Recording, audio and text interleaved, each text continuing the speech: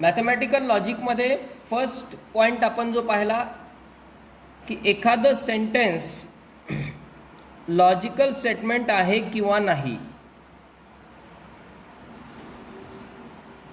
आणि त्याची truth value T किंवा F.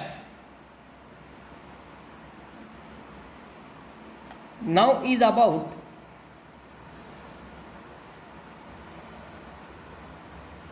Types of statements.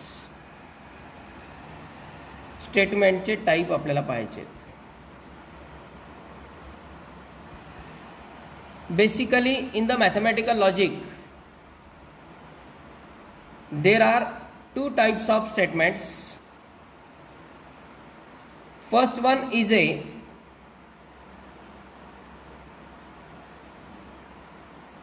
simple statement and second one is the compound statement. Simple statement and compound statement असे दोन type आहेत स्टेटमेंटचे. Simple statement म्हणजे काय तर हे एक सिंगल स्टेटमेंट असतं.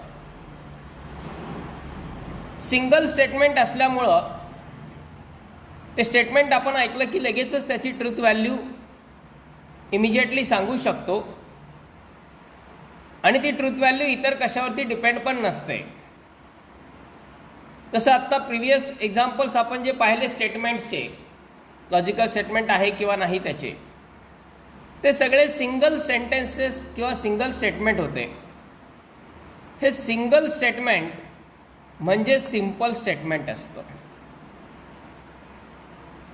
Whereas compound statement is the combination of two or more simple statements.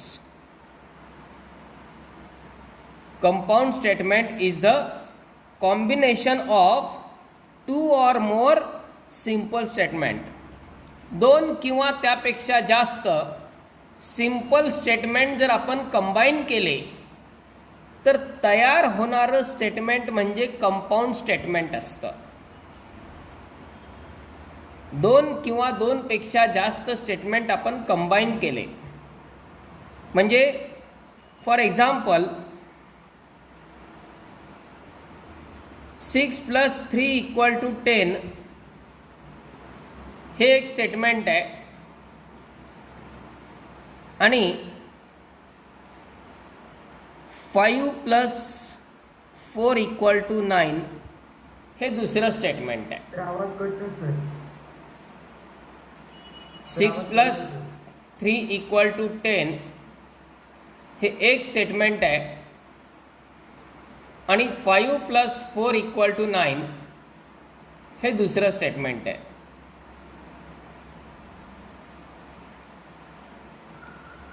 Six + 3 = 10 हे एक सेपरेट स्टेटमेंट जर विचारात घेतला आपण तर ते ट्रू आहे की फॉल्स आहे.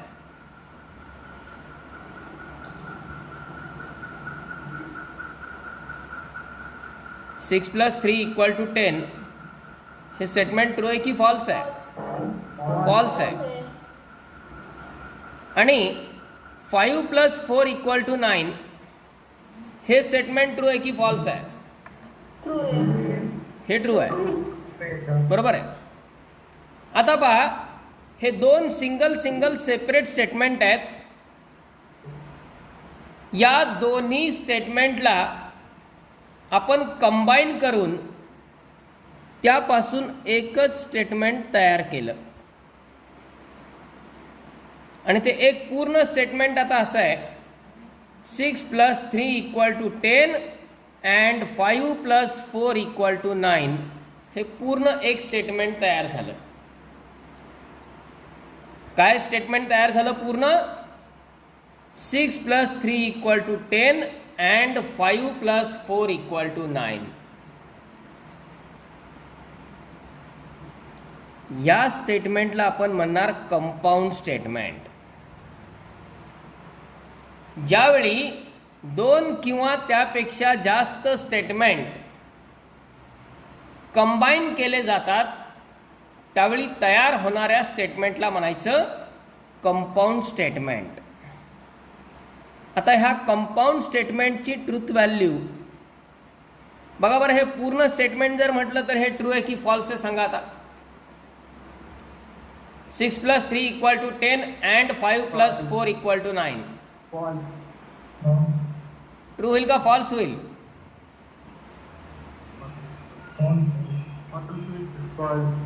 पूर्ण स्टेटमेंटचा एकत्रितपणे विचार केला तर हे स्टेटमेंट कसं होईल? फॉल्स होईल. कारण त्याचा एक भाग फॉल्स आहे आणि दुसरा भाग ट्रू आहे. हा दुसरा ट्रू असून उपयोग नाही कारण हा भाग फॉल्स आहे आणि त्याला अँड न जोडलेलं आहे. आपण जोडतोय कशानं ते पण महत्वाचं आहे. जर समजा स्टेटमेंट असं असतं 6 + 3 ≠ 10 अँड 5 + 4 = 9. आता हे पूर्ण स्टेटमेंट कसं झालं? आता हे पूर्ण स्टेटमेंट कसं झालं? ट्रू झालं. याचा अर्थ कंपाऊंड स्टेटमेंटची ट्रूथ व्हॅल्यू ही त्याच्या दोन कॉम्पोनंट स्टेटमेंटच्या ट्रूथ व्हॅल्यूवर डिपेंड आहे. बरोबर आहे. हे दोन्ही ज्यावेळी ट्रू झाले तेव्हा पूर्ण स्टेटमेंट ट्रू झालं. हे दोन्ही स्टेटमेंट ज्यावेळी ट्रू झाले त्याच वेळी हे पूर्ण स्टेटमेंट ट्रू झालं. म्हणजे या कंपाऊंड स्टेटमेंटची ट्रूथ व्हॅल्यू त्याच्या कॉम्पोनंट स्टेटमेंट्सवरती डिपेंड आहे. कॉम्पोनंट स्टेटमेंटच्या ट्रूथ व्हॅल्यूवरती डिपेंड आहे. आणि त्यामुळं कंपाऊंड स्टेटमेंट आपण डिस्क्राईब कसं करणार? The combination of 2 or more simple statements. The combination of 2 or more simple statements is called compound statement. The combination of 2 or more simple statements is called compound statement. The truth value of compound statement depends on the truth value of component statements. ज्यांच्यापासून ते तयार झालंय, ज्या 2 किंवा 3 statement पासून ते तयार झालंय त्यांच्या ट्रूथ व्हॅल्यूवरती ह्या पूर्ण स्टेटमेंटची ट्रूथ व्हॅल्यू डिपेंड असते. आता ही कशी असते ट्रूथ व्हॅल्यू काय ते आपण फर्दर सेक्शनमध्ये पाहणार आहेत. पण इनिशियली कंपाऊंड स्टेटमेंट म्हणजे काय? when 2 or more simple statements are combined or joined. आता हे कंबाईन करण्यासाठी वेगवेगळे कनेक्टिव्ह वर्ड्स वापरले जातात. इन जनरल तुम्हाला लँग्वेजमधून माहीत आहे 2 वाक्य जर जोडायचे असतील तर आपण वेगळे कनेक्टिव्ह वर्ड्स वापरतो. फॉर एक्झाम्पल कोणकोणते वर्ड्स वापरले जातात 2 वाक्य जोडण्यासाठी? और, इफ,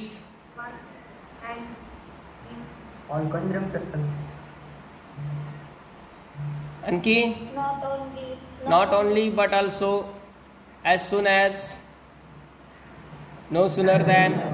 बरोबर आहे. Only, either or, neither nor. आणखी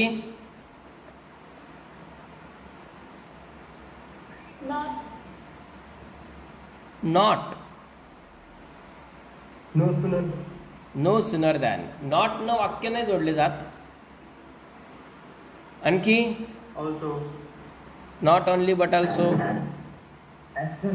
as soon as, only, if and only if, as well as also. Okay. हे डिफरंट कनेक्टिव्ह वर्ड्स असतात ज्यांचा यूज करून 2 किंवा 2 पेक्षा जास्त वाक्य आपण जोडू शकतो. हे आपला माहीत आहे. आता लॉजिकमध्ये हे सगळे वर्ड नाही आपल्याला उपयोगात आणायचे. लॉजिकमध्ये आपल्याला फक्त लॉजिकल कनेक्टिव्ह्ज, लॉजिकमध्ये आपल्याला फक्त लॉजिकल कनेक्टिव्ह्ज वापरायचे. लॉजिकल कनेक्टिव्ह्ज म्हणजे कंपाऊंड स्टेटमेंट डिफाईन कसा होतो, when two or more simple statements, when two or more simple statements are combined by using different logical connectives, by using different logical connectives, then it is called compound statement. दोन किंवा दोनपेक्षा जास्त simple स्टेटमेंटला वेगवेगळे logical connective वापरून join करणे, तयार करणे, त्यापासून तयार होतं कंपाऊंड स्टेटमेंट. आता हे जे लॉजिकल कनेक्टिव्ह्ज आहेत त्या प्रत्येक लॉजिकल कनेक्टिव्हला एक लॉजिकल नेम पण आहे आणि एक स्पेसिफिक सिम्बॉल पण आहे. Logical कनेक्टिव्ह्जला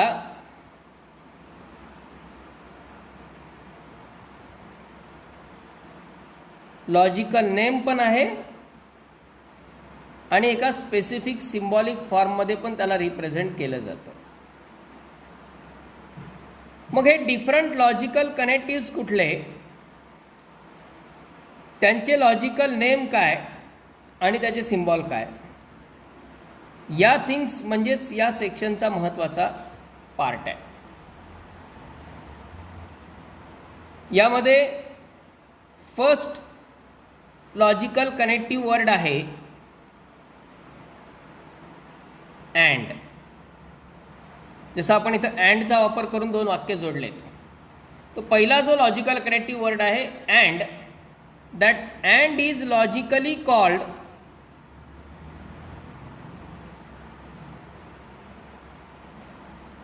conjunction. अँडलाच लॉजिकल नेम काय त्याचं, कंजंक्शन. दोन वाक्य जेव्हा अँड न जोडले जातात तेव्हा लॉजिकली त्याला म्हटलं जातं कंजंक्शन किंवा कंजक्टिव्ह स्टेटमेंट. आणि हे कंजंक्शन सिम्बॉलिकली डिनोट केलं जातं या नोटेशननी.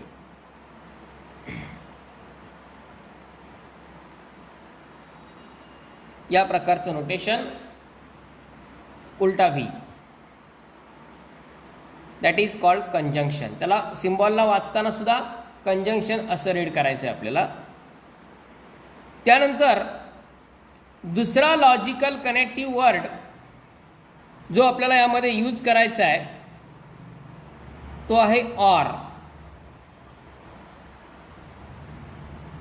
ऑर या कनेक्टिव्ह वर्डनी जेव्हा दोन वाक्य जोडले जातात तेव्हा त्याला म्हटलं जातं disjunction. It is called disjunction, and this disjunction is symbolically denoted by this notation, that is V. V म्हणायचं नाही त्याला, V सारखं दिसणारं नोटेशन आहे, दॅट इज कॉल्ड डिसजंक्शन. त्याला वाचताना डिसजंक्शन असं वाचायचं. अँड म्हणजे कंजंक्शन, ऑर म्हणजे डिसजंक्शन, आणि त्या सिम्बॉलचं नाव पण तेच, कंजंक्शन आणि डिसजंक्शन.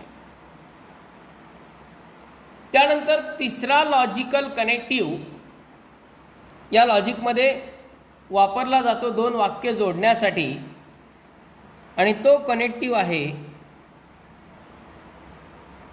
If then.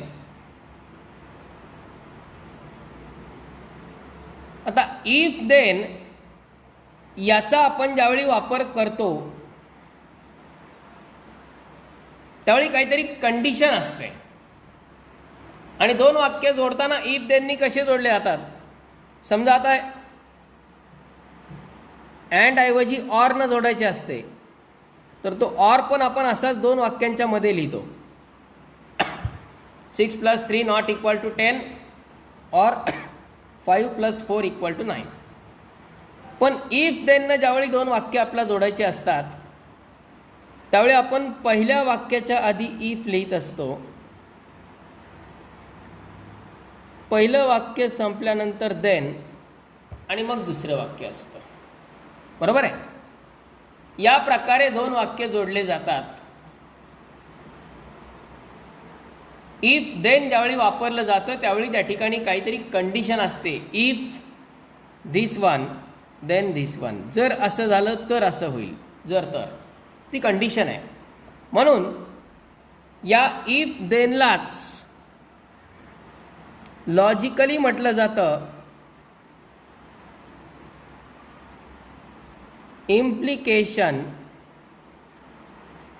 किंवा कंडिशनल स्टेटमेंट. इम्प्लिकेशन किंवा कंडिशनल स्टेटमेंट. आणि सिम्बॉलिकली त्याला डिनोट केलं जातं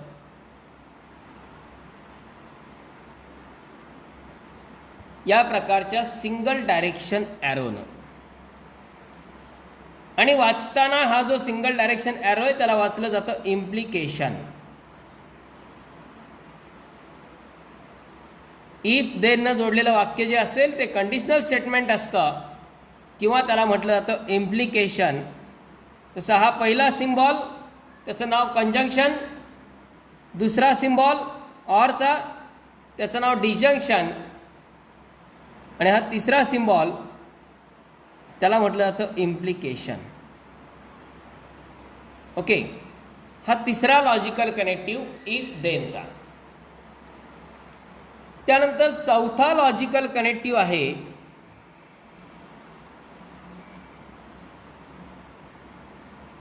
इफ अँड ओनली इफ. चौथा लॉजिकल कनेक्टिव्ह आहे तो if and only if. If and only इफनी ज्यावेळी दोन वाक्य जोडले जातात त्यावेळी तो इफ वेगळा ओनली इफ वेगळा असे सेपरेट होत नाहीत. तर ज्या प्रकारे आपण अँड किंवा ऑरनी दोन वाक्य जोडतो त्याच प्रकारे दोन वाक्यांच्या मध्ये हे इफ अँड ओनली इफ वापरलं जातं. 6 + 3 not equal to 10 if and only if 5 + 4 equal to 9. या प्रकारे दोन वाक्य जोडले जातात. या इफ अँड ओनली इफ मध्ये कंडिशन डबल असते, इम्प्लिकेशन डबल असतं, म्हणून त्याला म्हटलं जातं double implication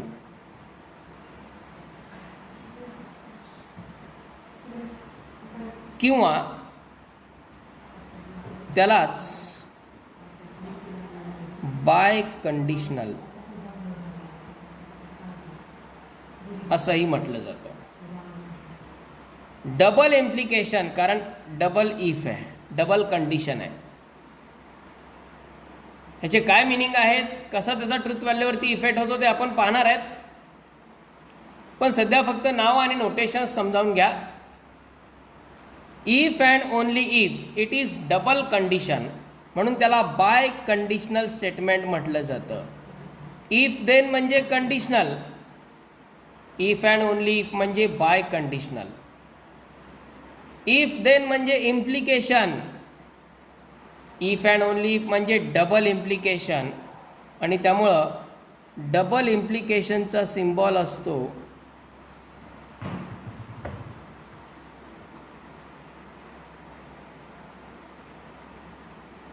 double direction arrow. दोन्ही डायरेक्शनला ॲरो असतो. That is the double implication. These are the 4 logical connective words, की ज्या कनेक्टिव्हचा वापर करून आपण दोन किंवा त्यापेक्षा जास्त सिंपल स्टेटमेंट कंबाईन करू शकतो आणि मग तयार होणाऱ्या स्टेटमेंटला म्हटलं जातं कंपाऊंड स्टेटमेंट. ओके, यामध्ये पाचवा आणखी एक लॉजिकल नेम आहे. ॲक्च्युअली तो कनेक्टिव्ह नाही आहे, परंतु तरीही त्याला याच लिस्टमध्ये आपण ॲड करू. त्यानं दोन वाक्य जोडले जात नाहीत, पण सिंपल स्टेटमेंटची किंवा कंपाऊंड असेल तर कंपाऊंड स्टेटमेंटची पण ट्रूथ व्हॅल्यू चेंज करण्याची ॲबिलिटी त्याच्यामध्ये आहे. त्याचा वापर कशासाठी केला जातो तर ट्रूथ व्हॅल्यू चेंज करण्यासाठी.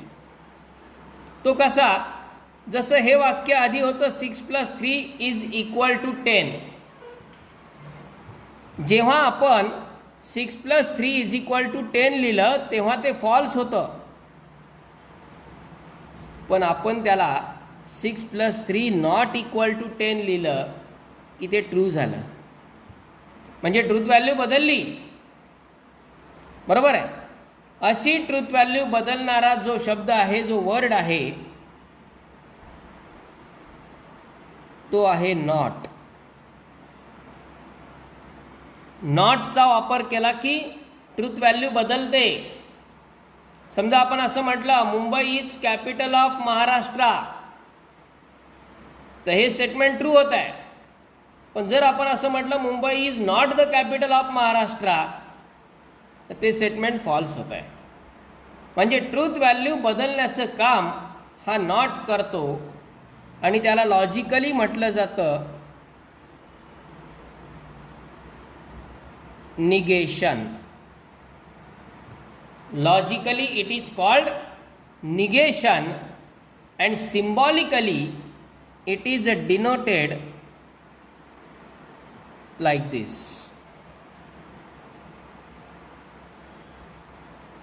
सिम्बॉलिकली त्याला या प्रकारे डिनोट केलं जातं.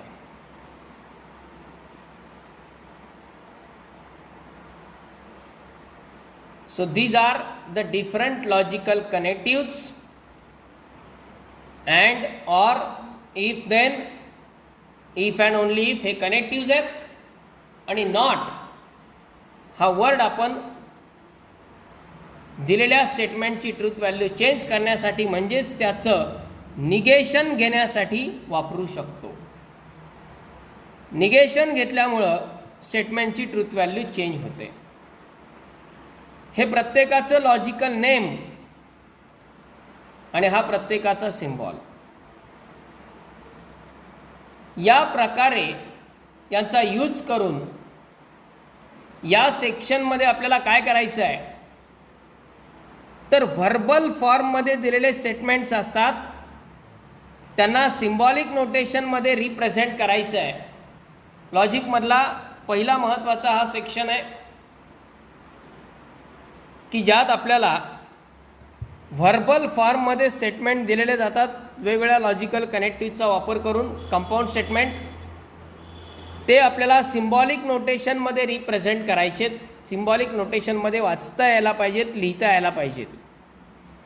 आणि काही स्टेटमेंट आपल्याला सिम्बॉलिक नोटेशनमध्ये दिले जाणार, त्यावरून त्याचे व्हर्बल फॉर्म्स तयार करायचेत. तर ते कसे करायचे हे आपण थ्रू एक्झाम्पलच बघूया. त्यापूर्वी आधी हा एक पॉईंट जो आहे थेरॉटिकल तो नोट डाऊन करा. Write down heading types of statements. Types of statements.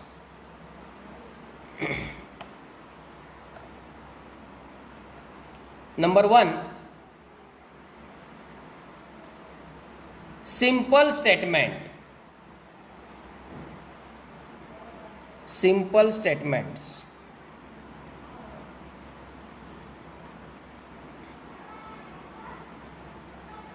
These are these are single statements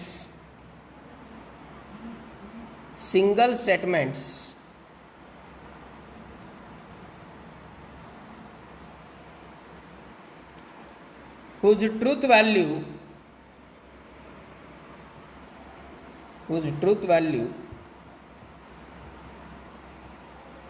does not depend on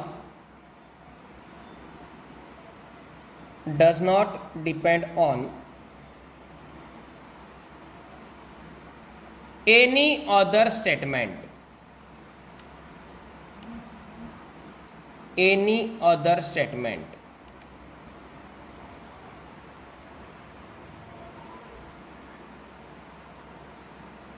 full stop. Simple स्टेटमेंटमध्ये काय एवढंच आहे ते की सिंगल स्टेटमेंट असतं एकच, ज्याची ट्रूथ व्हॅल्यू इतर कशावर डिपेंड नसते. Number 2, compound statement. Compound statement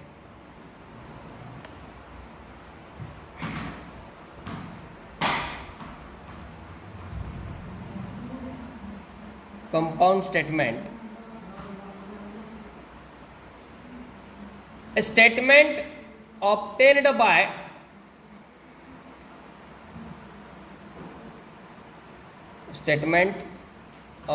by joining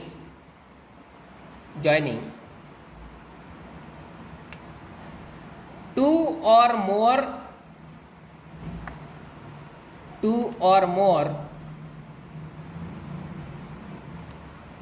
simple statements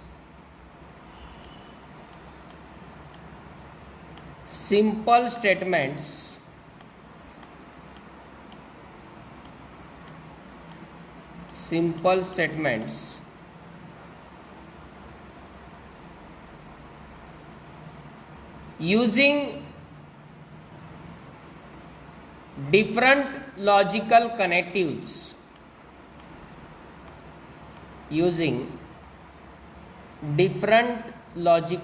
connectives.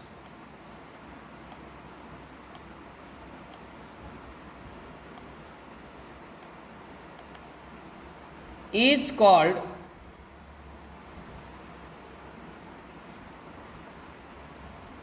compound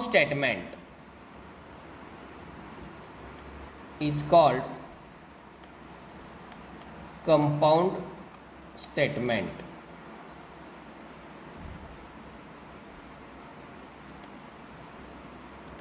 Full stop.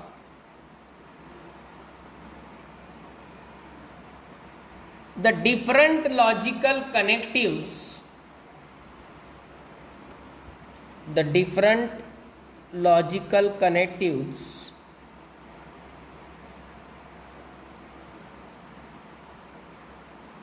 along with their logical name and symbol are as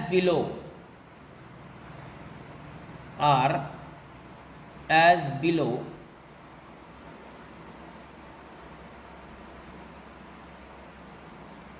हा टेबल लिहून घ्या. समोर जो दिसतोय तो टेबल लिहून घ्या.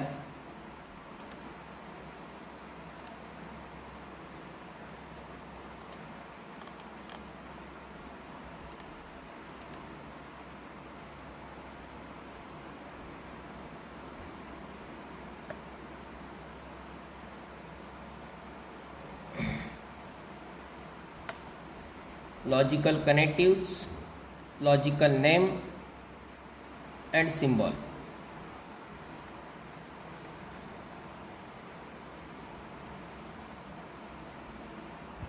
घ्या क्वेश्चन. मग फर्स्ट टाईपचा क्वेश्चन यावरती कसा असतो.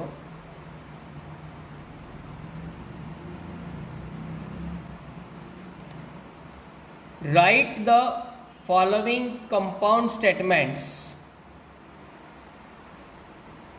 Write the following compound statements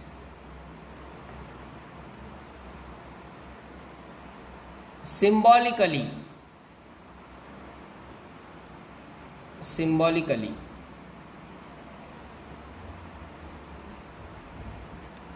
compound statement दिलेले असतात आपल्याला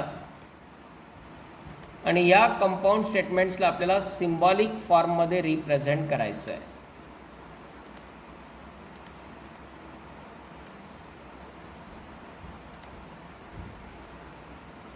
number 1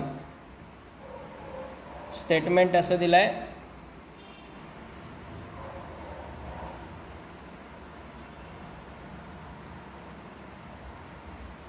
Nagpur is in Maharashtra.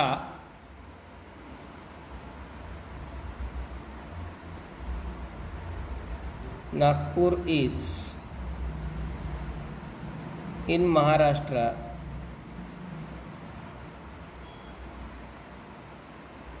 and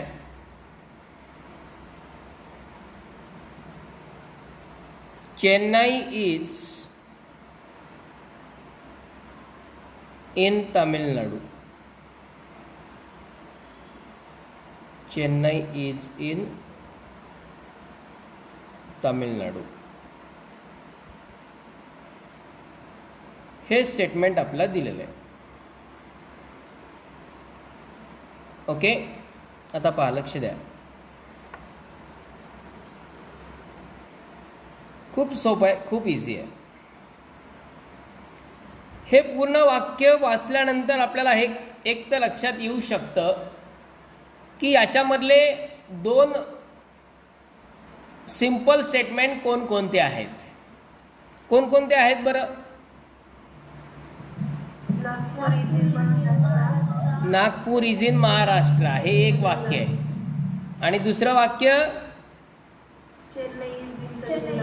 Chennai is in Tamil Nadu. आणि हे 2 वाक्य कोणत्या कनेक्टिव्ह वर्डनी जोडलेले आहेत?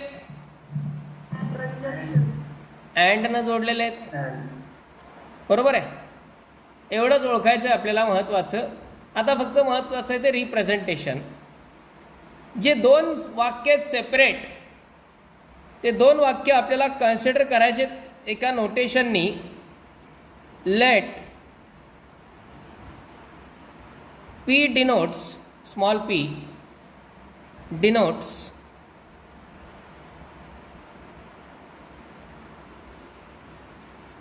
Nagpur is in Maharashtra.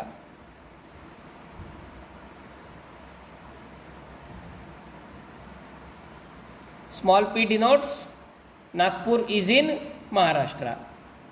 Small q denotes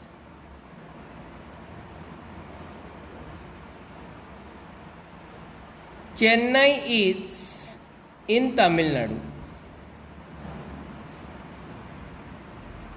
म्हणजे आपण काय केलं, जे 2 वाक्य होते सेपरेट आपल्याला सापडलेले, त्या दोन्ही वाक्यांना सेपरेटली p आणि q असे 2 वेगवेगळे नोटेशन्स गृहीत धरले. ओके, आता आपल्याला लिहायचं आहे दिलेल्या वाक्याचा symbolic form, symbolic notation. Therefore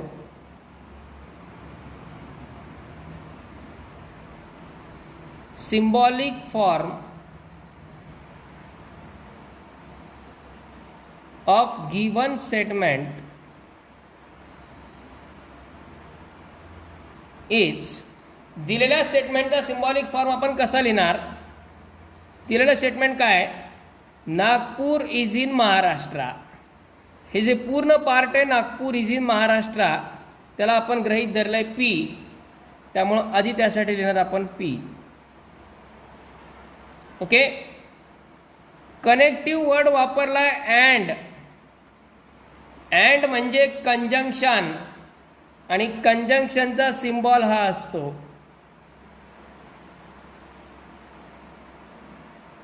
तो अँडच्या जागी टाकून दिला आणि पुढे चेन्नई इज इन तामिळनाडू त्या चेन्नई इज इन तामिळनाडूला आपण गृहीत धरलंय क्यू,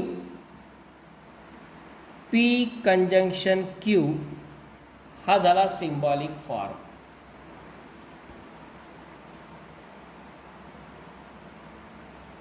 ओके, दिलेल्या स्टेटमेंटला आपण सिंबॉलिक फॉर्ममध्ये लिहिलं. पी अँड म्हणजे conjunction Q,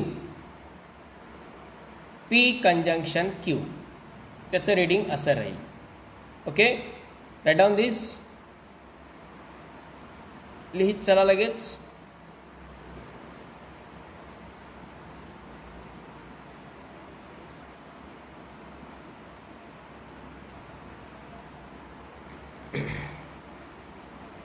Yes, sir. Triangle is equilateral or isosceles. Triangle is equilateral or isosceles. त्याच्या आधी दोन वाक्य सेपरेट केले. पहिलं वाक्य पी म्हणजे ट्रायंगल इज इक्विलॅटरल आणि दुसऱ्या वाक्यात फक्त आयसोसिलिस एवढा शब्द नाही ठेवला. ट्रायंगल इज आयसोसिलिस असं पूर्ण वाक्य लिहावं लागेल आणि दोन्ही वाक्य ऑरने जोडलेत म्हणजे disjunction. So symbolic form is P disjunction Q. Okay,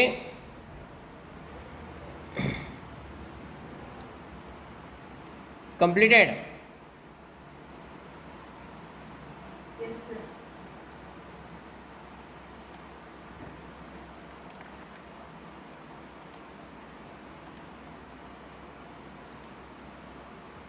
Next is third statement. The angle is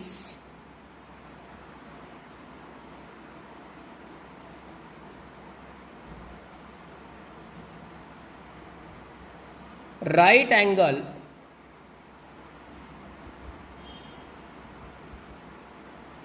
the angle is right angle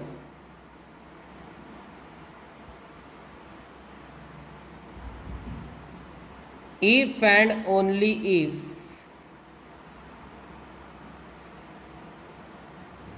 and only if it is of measure 90 degree.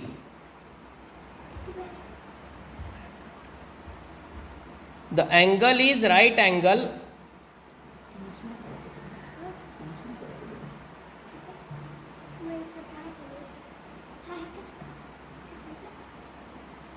the angle is right angle if and only if it is of measure 90 degree.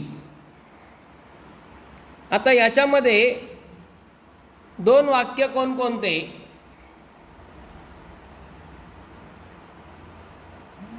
पहिलं वाक्य P, पहिलं statement P काय consider करणार आपण?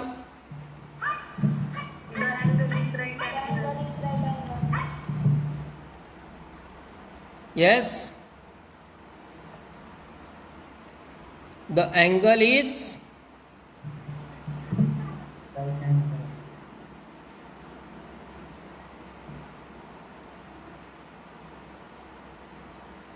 angle is right angle.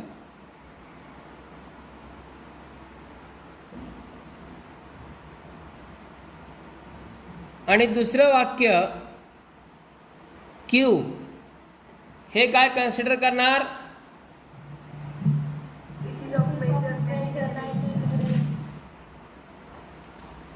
It is of measure 90 degree. पहिलं वाक्य the angle is right angle. दुसरं statement it is of major 90 degree and therefore symbolic form of given statement दिलेल्या स्टेटमेंटचा symbolic form लिहायचा आहे. पहिलं statement, the angle is right angle, त्याला आपण लिहिणार पी. दोन वाक्य जोडलेत कशानं? If and only if. If and only if म्हणजे डबल इम्प्लिकेशन, बरोबर. इफ अँड ओनली इफ म्हणजे डबल इम्प्लिकेशन, आणि डबल इम्प्लिकेशनचा सिम्बॉल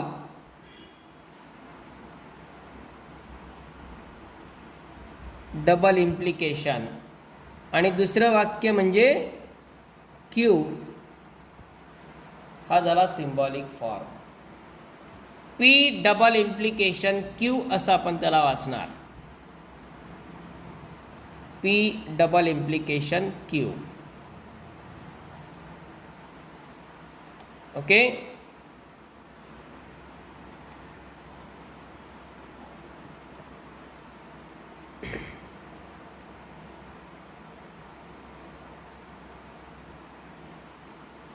नेक्स्ट स्टेटमेंट असं दिलेलं आहे,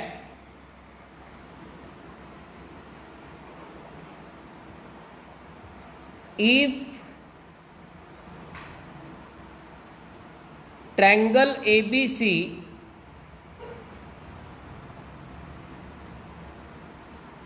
is right angled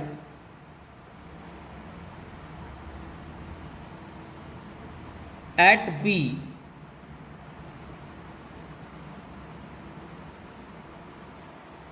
then measure of angle A plus measure of angle C equal to 90 degree.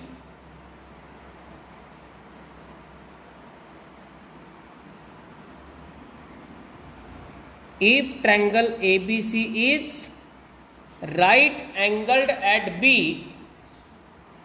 then measure of angle A plus measure of angle C equal to 90 degree. आता याच्यामध्ये आपण statement P काय गृहीत धरणार सांगा. Triangle ABC is right angled at B. त्यात if हा शब्द नाही घ्यायचा. इफ आणि देन हे शब्द कनेक्टिव्हसाठी वापरलेत. कनेक्टिव्हचा कुठलाच वर्ड आपण पी आणि क्यू मध्ये घेतलेला नाही आत्तापर्यंत, बरोबर आहे. म्हणजे स्टेटमेंट पी काय होणार, triangle ABC is right angled at B. आणि स्टेटमेंट क्यू काय घेणार,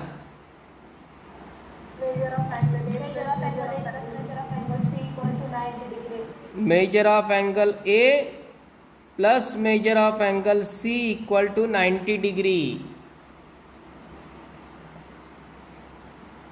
and therefore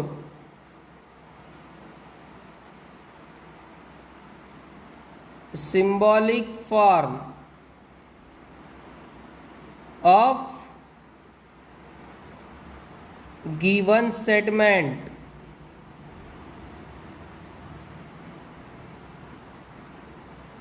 is दिलेल्या स्टेटमेंटचा सिम्बॉलिक फॉर्म काय होणार,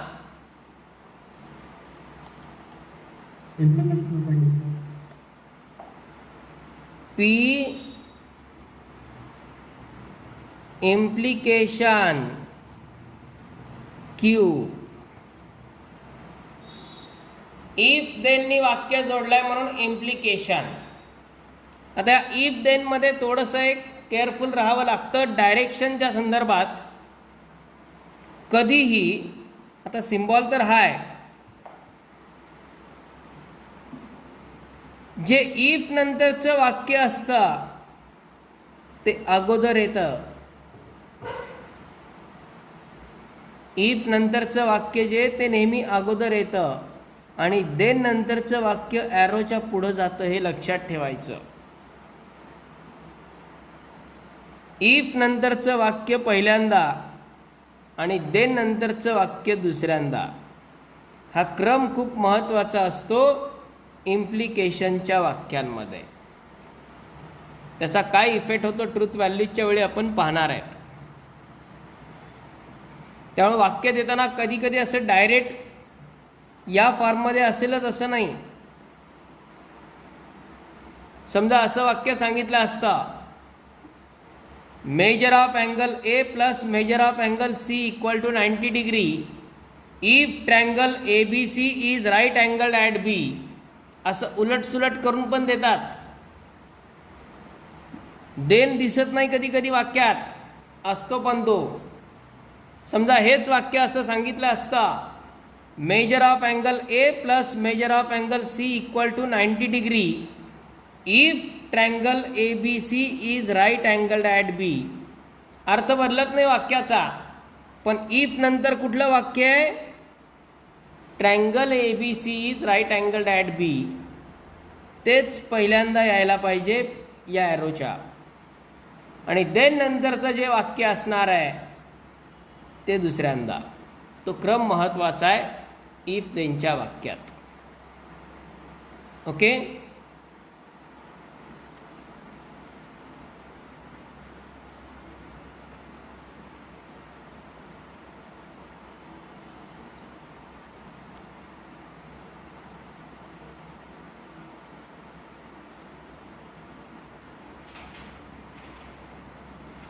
Completed this?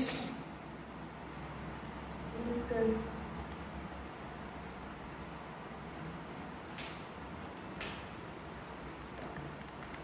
त्यानंतर आता हे स्टेटमेंट केअरफुली लक्षात घ्या.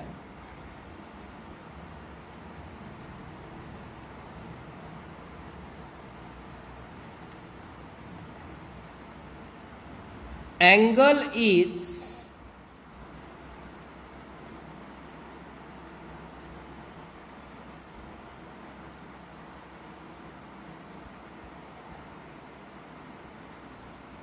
neither acute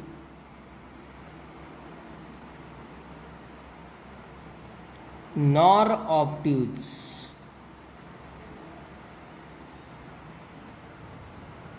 Angle is neither acute nor obtuse. Neither nor. आता हे तर आपल्या लॉजिकमध्ये नाही आहे, परंतु त्याला लॉजिकली तर रिप्रेझेंट करायचं आहे सिम्बॉलिक फॉर्ममध्ये. आता इथे काय करणार, दोन स्टेटमेंट पी आणि क्यू काय होतील,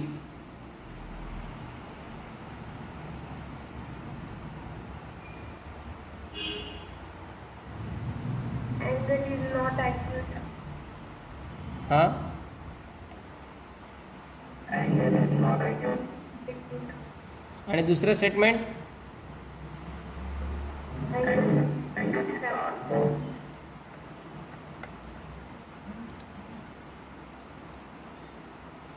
पहा इथे आपण पी आणि क्यू काय गृहीत धरतोय त्याच्यानुसार सिम्बॉलिक फॉर्म बदलतो.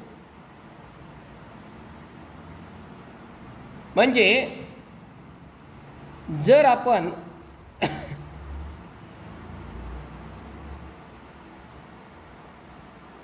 पी डिनोट्स अँगल इज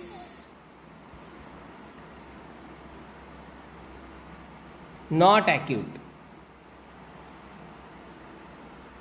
आणि क्यू घेतला angle is not obtuse, then symbolic form of given statement is. काय होईल मग सिम्बॉलिक फॉर्म? कनेक्टिव्ह काय वापरला आहे?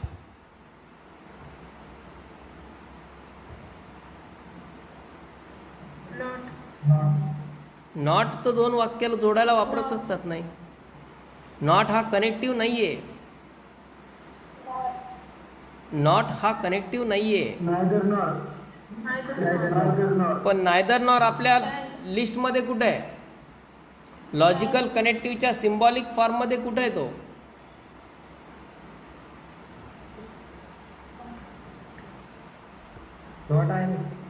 हां,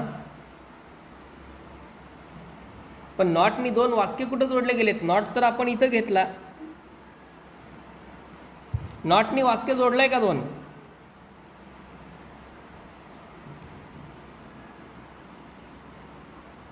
नॉट या शब्दाने दोन वाक्य जोडले जातात का?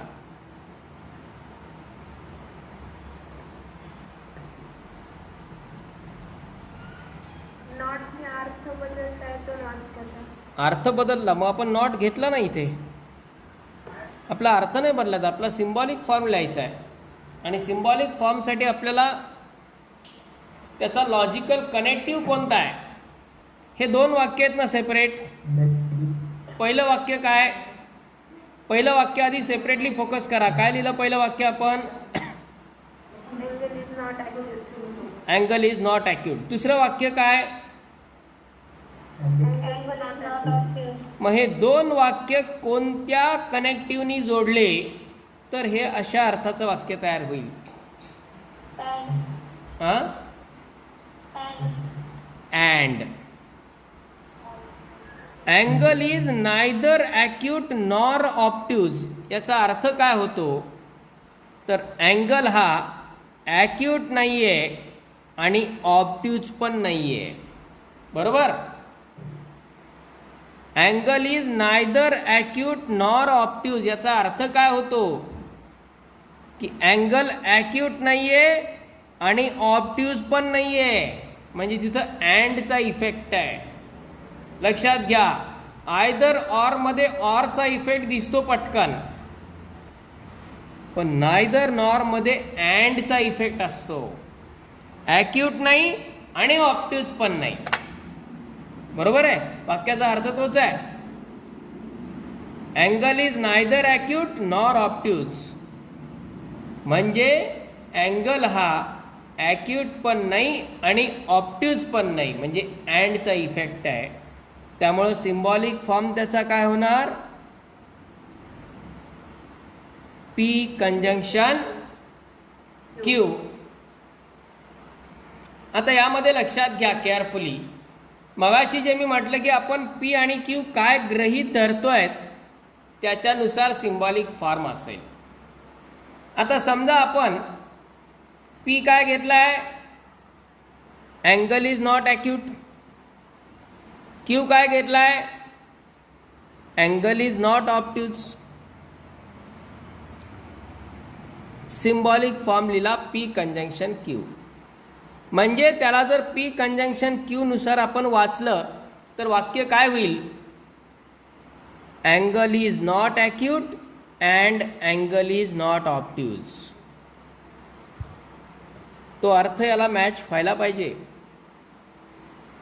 Angle is not acute and angle is not obtuse. Okay, हा होईल त्याचा symbolic form P conjunction Q. मग आता त्या नॉटचं काय, निगेशनचं काय? तो उगीचच आहे का? नाही. आता हे आन्सर करेक्ट आहे, लक्षात घ्या. पण आपल्याला जर नॉट किंवा निगेशनचा इफेक्ट दाखवायचा असेल तर पहा काय चेंज होईल.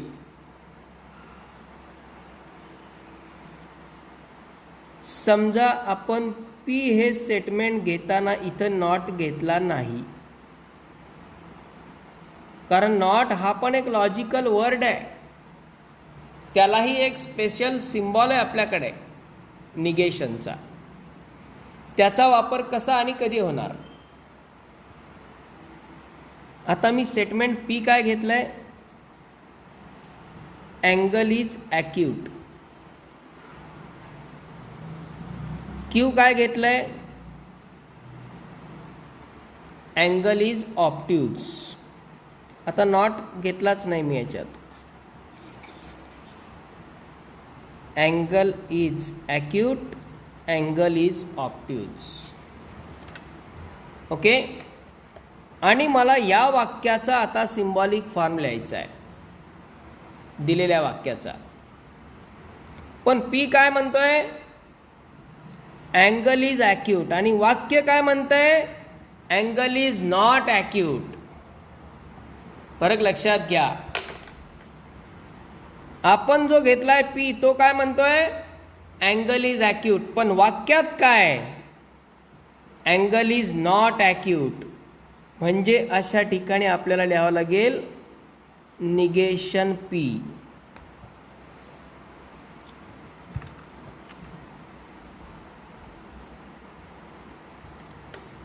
निगेशन पी हा निगेशनचा सिम्बॉल आहे. त्यानं वाक्य जोडलं नाही नॉटनी, त्या पीला नॉट टाकून दिला. म्हणजे इथे जर नॉट नाही घेतला तर तो नॉट आपण इथे टाकू शकतो सिम्बॉलमध्ये, कारण वाक्यात नायदर आहे, वाक्यात नॉट आहे. आपण जो पी घेतलाय तिथं नॉट नाही आहे, पण वाक्यात आहे. आपल्याला याचा सिम्बॉलिक फॉर्म लिहायचा आहे. मग निगेशन पी म्हणजे angle is not acute. Connective तर अँडच आहे, कारण नायदर नॉरमध्ये अँडचा इफेक्ट आहे. पुन्हा क्यूचं तसंच. इथं आपण घेतलंय अँगल इज ऑप्ट्यूज, पण वाक्यात आहे नॉट ऑप्ट्यूज. क्यू काय सांगतोय? अँगल इज ऑप्ट्यूज, पण वाक्य काय सांगतंय? Not obtuse. म्हणजे क्यूचं काय घ्यावं लागेल? निगेशन. आणि त्यामुळं नायदर नॉर आणि नॉटचा वापर कसा करायचा तो केअरफुली लक्षात घ्या. इथे जर नॉट घेतला तर इकडं निगेशन नाही द्यायचं. काही जण काय करतात, इथंही नॉट टाकतात, इथंही नॉट टाकतात, अर्थ बदलतो त्याचा. आपण पी काय घेतलाय आणि वाक्यात काय, जो वाक्यात आहे आपण त्याच्या ऑपोजिट घेतलाय, म्हणून इथं निगेशन टाकणं गरजेचं आहे. क्यू इथे काय नॉट आहे, पण आपण नॉट नाही घेतला इथं, मग इथं निगेशन टाकावं लागेल. त्यामुळे केअरफुली ह्या निगेशनच्या नोटेशनचा अर्थ लक्षात घ्या. ओके, टेक डाऊन दिस.